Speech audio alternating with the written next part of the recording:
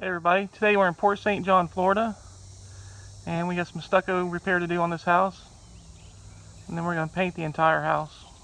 Here's some of the repair work we have to do across this bottom, and then up here someone did a patch that looks pretty bad. We're going to redo that patch. We got this column that's bulging, work to do here too as well. I'm going to redo the bottom. Get some more repairs to do in the backyard as well. We're going to get it all fixed up and show you what it looks like when it's done.